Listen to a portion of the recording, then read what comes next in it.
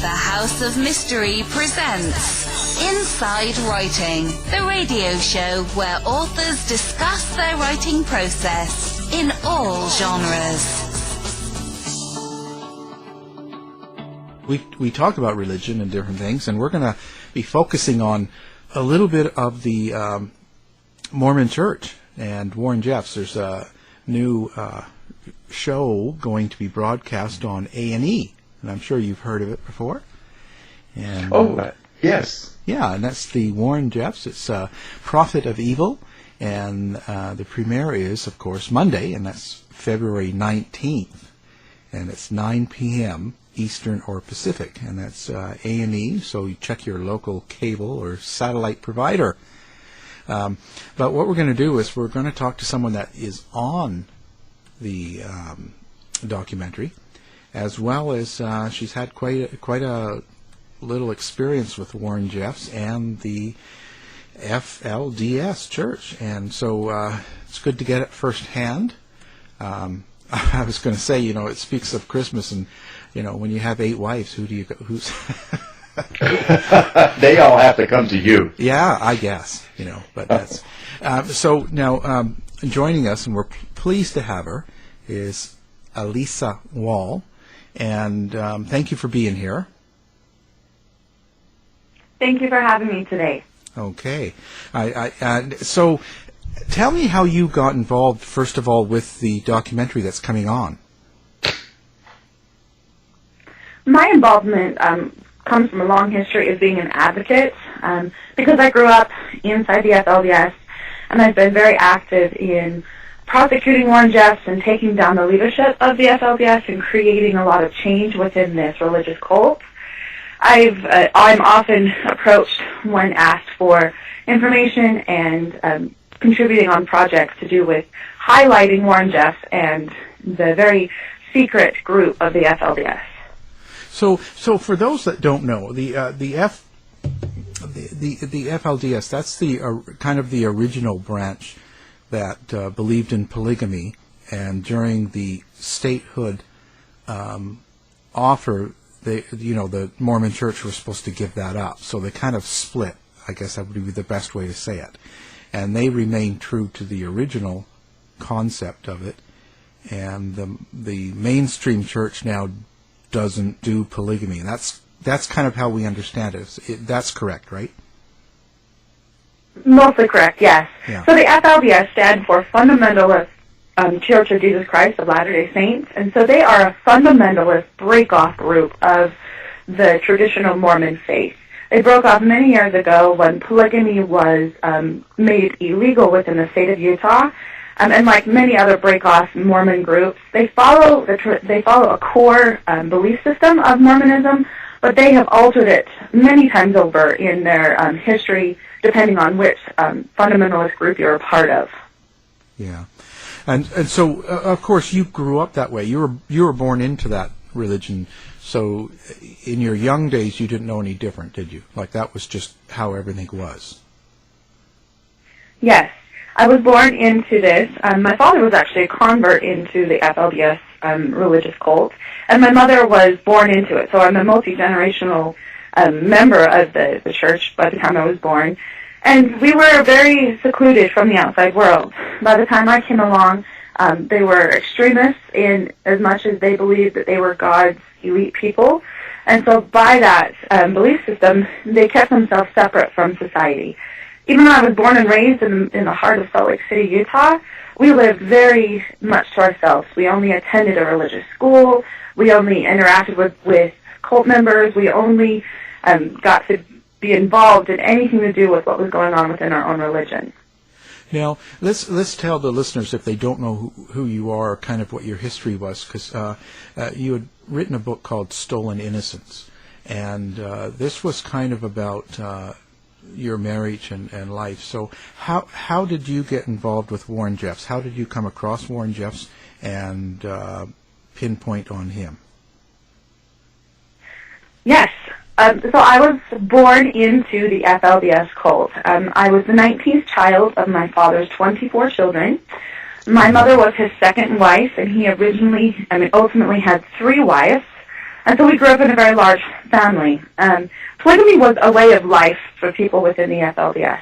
That was what every man aspired to have, was a polygamous family with multiple wives. And for those that don't understand the belief of the FLDS, they are a Mormon breakoff. And so they have a lot of the traditional Joseph Smith beliefs. And a lot of their life is lived to have a better afterlife. And so a lot of the beliefs in the day-to-day lifestyles of those of us that lived there, it was all about sacrificing this life for a better life to come. And the church really controlled everything about our life. You know, we were educated by the church, we were cultivated by the church, we were brainwashed by the church, and so by the time I was 13 years old, I was created to be one thing and one thing only. I was going to be a wife and a mother to a man who hopefully had many, many wives and hundreds of children. And the women, we are groomed and bred to be submissive. We are bred to be at the beck and call of our husbands and to really build up his life and his kingdom. That became very apparent in my life because at the age of 14, I was given to my first cousin as a wife in an arranged marriage. Even though I was bred to be a wife, at the age of 14, I was very unprepared, and I was resistant to this arranged marriage. That was very uncalled for within our religion because women, we just did what we were told. And if we were told that you have a place for you as a wife, then you said, okay. I didn't do that, and I was an anomaly within my community, and I fought it pretty hard. I begged and I pleaded that I didn't need to be married and that I could at least wait until I was 16 years old. And more than anything else, I was terrified to marry my cousin. It was someone that I had known my whole life, and I didn't like him, and it was very hard for me to deal with this idea that I would be his wife, and I would be having his children, and ultimately I would live in eternity with him.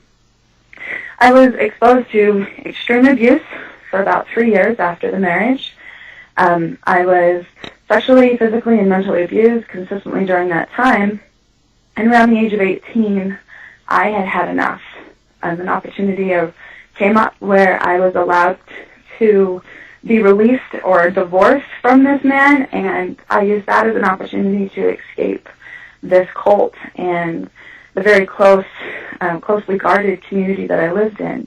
What I mean by escape is I left in the middle of the night under the cover of darkness, and to leave that cult, you really leave everything behind. You leave your family, you leave everything you know of the world, and you enter as a refugee into the average American society. Wow, Elisa, I mean, you said so much there. So many questions. Let's go back to the beginning and let's unpack a little bit of this. Now, you were brought up with this and this is just an understanding. This is your training. This is what you're meant to do, is to be a wife. So, what was it that came into, that came to light that you were so opposed to this arranged marriage, if this is simply the way it's supposed to be? That is a very good question, and one that sometimes I still try and answer for myself. I always ask myself, what was it that gave me the grit and the daring to fight it? And I really boil it down to, I think we all have a sense of human spirit within us, and there's this something that makes us human, that connects us all. And deep down inside, I knew something was wrong. I knew that it wasn't right for me, but I really think at the time it was out of fear, and it was out of terror, because I didn't want to belong to this cousin of mine for my whole life. And even though I was bred to be something, there was still that human spirit within me that couldn't be broken, even at that young age. Now, before the show, in preparation for this show, Al and I was doing some homework, and we were discussing the polygamous philosophy. And a lot of our understanding in today's society comes from shows like Big Love or Sister Wives, and now, good Lord, like we need another one, Seeking Sister Wives is about to come out. But how do they justify the philosophy of polygamy? I understand what you said, we're trying to become gods and we have to populate worlds and this is our goal. But how do they justify it when other, they, as you describe it, are a breakoff?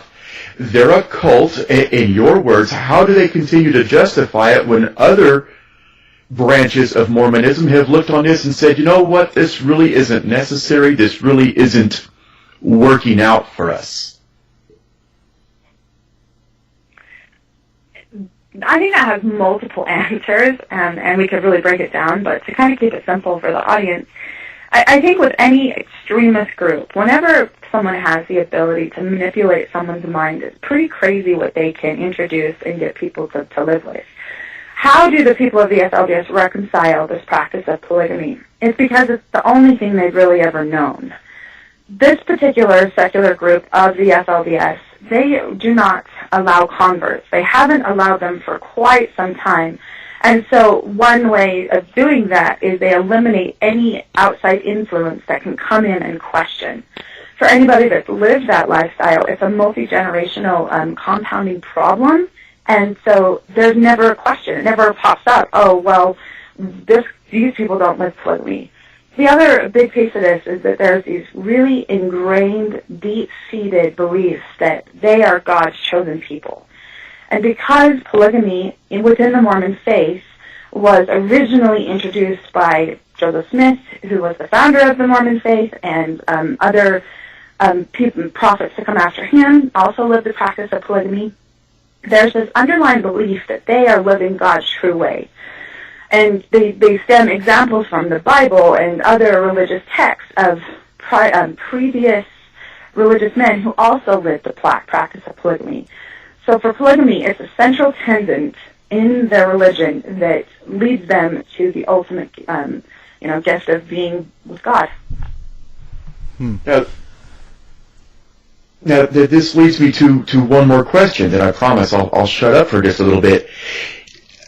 Like you said, this is not a new practice for the fundamentalist Mormons. It's an old practice. If they are going to give you, at the age of 13, 14, you were basically given to your first cousin. And they don't allow outside influence, which I'm assuming means there's not going to be any outside bloodlines coming in. Do they not understand that this could possibly lead to some genetic problems? I think that maybe the hierarchy understood that, but as a member within this community and as that girl being forced to marry her first cousin, that never was proposed as a concern. There's also these beliefs that they have that God's law and God's will supersede everything. It will supersede genetics. It will supersede laws of land. It will supersede anything that we think is restraining us from doing God's will. And so the people of the FLDS, and very similar beliefs within other cults, is that there's no such thing as genetic constraints. And so there's not really this concern about any kind of problems that will arise from marrying within these bloodlines that are so closely related. And yes, it does propose a lot of problems. The people of the FLDS historically have some very high rates of birth defects and mental defects that are specifically tied to genetic crossing over of too closely marrying and procreating. Now, it's suggested that Warren Jeffs still runs the church from prison, and he's still behind a lot of things that goes on. Now, after your, being a testimony against him, do you worry about some sort of retribution or some people coming after you? I think I have just transcended that worry. I have realized that fanaticism creates anything, really. And there are people that will forever and always be fanatical believers of Warren Jeffs. In all this history in the last 15 years of, the information that's come out about Warren Jeffs and the things that he's doing to these little girls and the things that he's doing to these people, the reason for this is Warren was very effective at being able to remove this belief that people had in God, and it became a belief in Warren.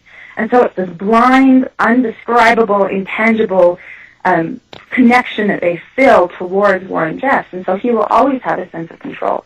So for those of us who have become advocates, who have left the church and are determined to bring it down, are determined to assist people in their journey of leaving the same cult and integrating into average society, yes, there is a concern. There's always a concern. But I've learned that the more that I confront these people, the more that I confront these issues, the more empowerment that I create for myself and the people around me. So I've chosen to actually move back into my childhood town where this group resided for many, many years. And so, I mean, obviously, if I was afraid, then I moved to the wrong place for it. But I've also learned that by confronting these people and showing my face and being involved in the community and being involved where they can see that I'm not a terrible person, that I haven't been burned or raped or murdered, and that all these terrible things they've been told about the outside world have not happened to me, is one more piece of proof that maybe they can hold on to and make their own choices. So I was going to say that you've moved back to your old stomping grounds, and how do people treat you in general? How are people in town with you? Well, this particular town of Hilldale and Colorado City, right there on the border of Utah and Arizona, referred to as Short Creek, and people will see that pop up in this documentary quite a bit. The dynamics of this town are changing dramatically because of what has happened over the last decade, as far as putting Warren Jeffs in prison, the state of Texas and surrounding areas really working hard to prosecute crimes that have occurred by the people of the FLDS. We're seeing quite a bit of shifts and changes happen within the FLDS as a whole. Specifically in this town, the ratio of people that are a part of this religious cult versus those who have left, made a life for themselves on the outside, or choosing to move back in is constantly shifting and changing. And so moving here, I could get any reception. We still have the people that are very strong believers in Warren and strong believers in the FLDS faith, who they will literally run the other direction if you see them at a store or if you happen to run into them at the post office or these different things. And then you have the people that are just making their journey on the outside, who are starting to wake up, who are being given information and assistance in creating their own life, who will come to you and, in tears. And it's that moment of connection that we all fight for, where we get to reconnect those loved ones that we left behind, and we get to celebrate as they are making their own journey to freedom and to choice and to creating the life that they want to lead. After all of these years, and it's passed, what's your feelings on Warren Jeffs now? My feelings on Warren Jeffs is he is a very manipulative, narcissistic, evil man. I think that it's very difficult for those of us who have left and really seen the depths of the horror and tragedy that he created. There was a time where I hated him. I despised him. And in my process of healing, I would have done anything to have 5 minutes in an empty room with him, because he created so much anguish and pain and scars in my own life. But I have to live every day knowing that he's continuing to do that with the people around me. I think since then I have been able to understand that by hating him and by having these vicious, vile feelings towards him, he was still controlling me. In his own way, he still had a sense of control. And so one of my passions has been to help people understand that by letting Warren go and seeing him as the small, insignificant man that he really is, he's sitting for life in a prison cell. It allows us to let go of those feelings of hate and to just see him as he really is. And that empowers those of us around us, including ourselves, to continue to just take one more step forward in our own journey of healing. So what's your day-to-day life like now? Like, what is it that you focus on now with your life? I'm still heavily involved as an advocate for the people of the FLDS. I'm closely tied with multiple foundations that focus solely on assisting people coming from religious cults similar to the FLDS. I'm connected with Holding Out Help. It's a wonderful group in Salt Lake that does everything from safe housing, clear up to helping people get counseling and education. I'm connected with other groups, the Diversity Foundation, and these different organizations that have solely focused on people integrating into society and how we can best help them. My day-to-day life within the town of Short Creek, I live in Hildale, Utah, but I own a business in Colorado City. And so I'm very connected with both cities, and we've seen a lot of progress over this last year, but we have a lot of work to do. And so a lot of my daily work has to do with finding ways to assist this community, whether that's through empowering the citizens to become voters and to vote in a new city council like they did last November, and we are going to be doing again for the next city. These are historic things that we are doing within this town, and that's a huge piece of what I do. I'm also heavily involved in the school systems close by because that is the number one thing that creates change within these small groups is getting education into the homes, starting to educate children as well as the parents.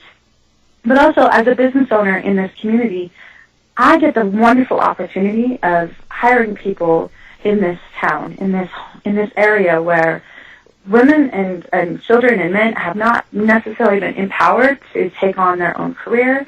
And so it's a wonderful chance for me to connect with them and help kind of mentor them as they go through getting their first job and learning how to get into the workforce. And, they're incredible workers. It's just helping them apply their work ethic and their skill sets into an avenue that can help them create an income and become economically stable. Let me thank you for your advocacy for them. And you having lived through that and going through all that torment and that anguish, what are your thoughts when you see people on television exploiting this, such as I mentioned earlier, the sister wives? What is your feeling inside when you see that on the screen? I think originally I kind of was angry because I felt like they were romanticizing a very complex lifestyle. I also have one perspective of polygamy, and that is the polygamy that is practiced within the FLDS and within my own home and family. And it was not pretty. It was not difficult. I think when you debase a woman to such a point that she's property, no matter how much you brainwash her, there's going to be natural instincts that kick in. And so we saw a lot of that within the way that polygamy was practiced within the FLDS. I think also that with any television or a lot of media, there's a lot of really important details that are left out. It's about creating a show, and I am always concerned that people that are watching these shows are not getting the full picture. And so in some ways, it creates at least some education that polygamy is something that's practiced in modern American society, but in others, I hope that people that are watching this empower themselves enough to understand there is more to the story than what they're seeing on the screen. And those characters that are on that screen are often scripted, and the reality is what you're seeing is probably not what is actually happening. Oh, wow. Well, it seems nowadays in society, they are trying to seek a balance. And I think it's purely accidental because there is another show that I'm familiar with. It's called Escaping Polygamy. Now, what are your thoughts on that? I'd like to get your comments on that. I can definitely give somewhat of my expertise on that. I think they are showing two sides of a coin. They're showing two very different spectrums. You have people that are advocating for polygamy because they're living it and they feel like that it's a very happy lifestyle, that it has great separate perspectives. It is helpful in a lot of ways. And we are seeing that as this topic becomes more open and more out in society, we're seeing problems that have to be faced, and that is, within the state of Utah, where a lot of these shows originate, polygamy is currently illegal, but we have a government that is hesitant and almost not willing to prosecute any of it. And so it creates this really interesting dichotomy within any community where you have people that are actively living an illegal lifestyle, and they're advocating for this lifestyle, and they're wanting rights, and they're wanting, their own freedoms to live this lifestyle. But then you have the flip side of the escaping polygamy, where people are being hurt and severely abused within this lifestyle. And so it presents a problem that we as a society have to create just as complex of an answer as it is a complex problem. Now, I'd be remiss if I didn't ask you this question. And what was your experience? And I understand you've kind of briefly, discussed it, but how complicated is a multiple marriage? What was your place, or were you in a multiple wife situation? I was born into a polygamous family, and so it was a way of life as a child of a polygamous family. I was not married into a polygamous relationship, although I knew that I would be married into a polygamous relationship as I became worthy of having a sister wife and my husband became worthy of having another wife. My experience of it was that because women and men and everyone is so dramatically different, I think when you're putting people in a situation to where they have to share a husband, it creates some very difficult human responses. There's jealousy, there's this deep need to belong somewhere, and this need to be loved. And often within a polygamous lifestyle, there's this sense of loss because you don't have your husband fully to yourself. And I think on the other flip side, I've seen a lot of men that have lived polygamy that had a very difficult time. Women can be very fierce and powerful creatures, which is beautiful, but when you put them in a position to where they're on the defense and they're trying to advocate for themselves and they have no way to do it, then it presents a big problem for the men. And so the men are often caught in these vicious wars back and forth, and these difficulties that come with it. On another note of this, it really subscribes to a very archaic concept that women and men are higher or lower than each other, because, the man is the head of his household and the women are sharing the position of his wife. It creates such a deep sense of equality. And I know a lot of people would argue with me on this, and I completely understand their perspective, but that sense of equality really bleeds into everything else. It bleeds into the children as the children are competing against each other. It bleeds into this constant need for the woman to prove themselves. And it just creates so many side effect problems that can compound and make it very difficult. So in my experience, it was not an environment that I would have ever wanted myself or my children to live in. I did not enjoy coming from a polygamous family because there's a lot of painful memories. But I also have a large family, and I have a lot of siblings, and I love each and every single one of them, and I'm grateful for it. And I think I've had to learn how to be resilient despite the way that I was raised. Just amazing what you've been through. Now, tell everybody about your book. I guess you've got a book as well. It's called Stolen Innocence, and it can be purchased at all stores? It's actually an older book. It's almost about to have its 10-year anniversary. Yeah. So I wrote it when I was very young, and I wrote it at a time when I was still very much going through that journey. So I think when people read the book, they'll also be able to watch in this piece that's coming out on A&E, it's a very personal journey. After I escaped the FLDS, I worked very hard to protect my younger sisters from experiencing what I did. I ultimately testified against Warren Jeffs in a court of law within the state of Utah for his for his influence on forcing me to be married. He was convicted by a jury, and he was sentenced to life in prison in Utah. And so during that process of being involved in that historic and internationally covered trial, I began to understand how much the outside world did not know about this secret lifestyle. And I know I should have known better, but I was shocked at how many people did not want to believe that this lifestyle was happening within modern America. And there was a lot of this onslaught from the outside world that, they didn't want to believe it. And so my book really was, that's what birthed my book, was understanding that I had an opportunity to create more education within the world, And so that's what inspired me to write a book and start my advocacy work of being public and being on a variety of different news stories and these different things, was to bring awareness, because I fully believe the more that we can create information for the generations to come about some of the mistakes that we as humanity have created, we can prevent that for the future. And so things like my book, Stolen Innocence, and now there's tons of other books on the market about this topic of the FLDS and fundamentalists and polygamous lifestyles. People can educate themselves of what is happening, and hopefully that will prevent future pain and suffering for humanity in the future. Wow. Yeah, well, we appreciate that. And again, and the A&E documentary will be out on Monday, February 19th, 9 p.m. Eastern or Pacific. Check your local providers to find out in your area how to watch.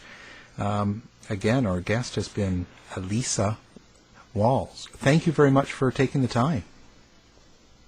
Thank you very much.